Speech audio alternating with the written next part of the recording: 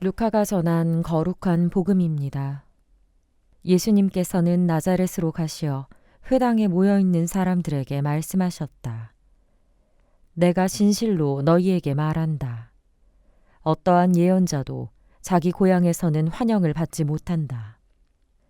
내가 참으로 너희에게 말한다. 3년 6개월 동안 하늘이 닫혀 온 땅에 큰 기근이 들었던 엘리야 때에 이스라엘에 과부가 많이 있었다. 그러나 엘리야는 그들 가운데 아무에게도 파견되지 않고 시돈 지방 사렙타의 과부에게만 파견되었다. 또 엘리사 예언자 시대에 이스라엘에는 나병 환자가 많이 있었다. 그러나 그들 가운데 아무도 깨끗해지지 않고 시리아 사람 나아만만 깨끗해졌다. 회당에 있던 모든 사람들은 이 말씀을 듣고 화가 잔뜩 났다.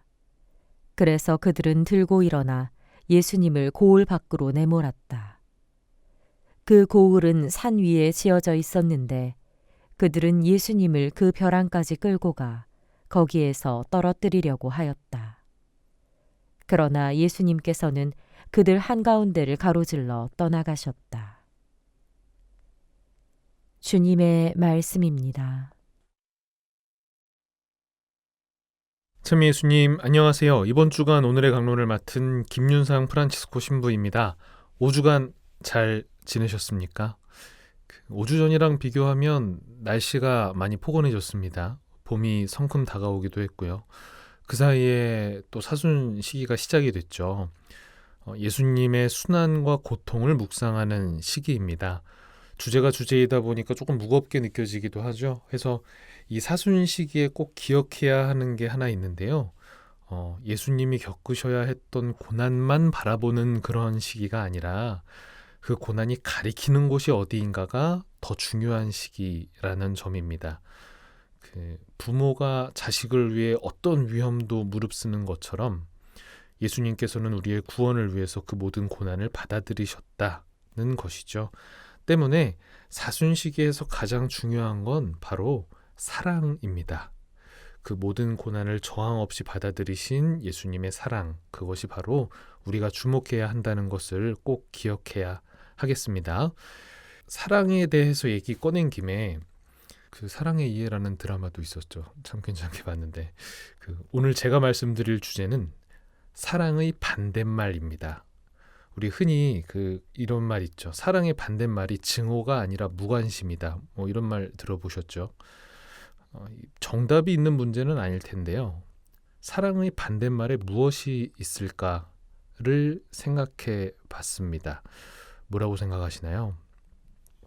오늘 독서와 복음이 힌트가 될 듯한데요.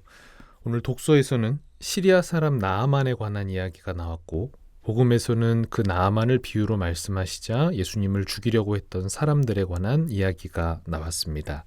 오늘 독서가 사실 되게 재밌어요. 생각할 거리도 많고 이 아람 사람이었던 나아만은 임금의 총애를 받는 장수였습니다. 근데 나병 환자였어요. 이스라엘에 병을 치유할 수 있는 예언자가 있다는 말을 듣고 아람 임금이 야 그럼 너 거기 가서 고쳐봐라 이제 하면서 이스라엘 임금에게 선물과 함께 나아만을 보내서 고쳐달라고 이제 청을 한 거죠. 근데 이제 이스라엘 임금이 이걸 듣고 오해를 합니다. 내가 나병을 어떻게 낫게 하냐? 이걸 빌미로 침략하라는 거 아니냐? 이제 이러면서 혼자 급발진을 합니다. 뒤늦게 속사정을 알고 이제 예언자에게 보냅니다. 보냈더니 요르단강에서 7번 씻으라는 말을 듣고 이번에는 나아만이 또 급발진을 합니다.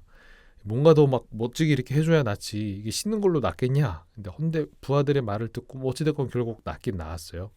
그리고 나서 하느님을 찬미하게 되었다는 이야기입니다. 이 두 번의 급발진에 관한 이야기였는데요. 이 이야기를 듣고 사랑의 반대말에 대해서 생각해 보게 됩니다. 사랑의 반대말은 조급함이다라는 생각을 해봤습니다. 이스라엘 임금도 그리고 나아만도 오늘 복음에 나왔던 예수님을 죽이려고 했던 군중들도 눈앞에 닥친 사건이나 말들 앞에서 조금 더 차분히 그리고 천천히 생각했다면 오늘 독서와 복음에 나오는 이런 오해들은 없지 않았을까요? 당장은 이해가 안 되고 오해할 수 있지만 후회할 선택과 행동을 섣불리 하지 않았다면 더 나았을 상황들이 우리에게도 많이 있었을 겁니다. 사랑한다면 인내하고 기다릴 수 있어야 합니다. 하느님께서 우리를 그렇게 기다려 주시듯이 우리 역시도 하느님을 믿고 인내하며 기다릴 수 있어야 합니다. 진정한 사랑은 그렇게 조용하게 차분한 가운데에서 그 확실한 힘을 알아볼 수 있기 때문입니다.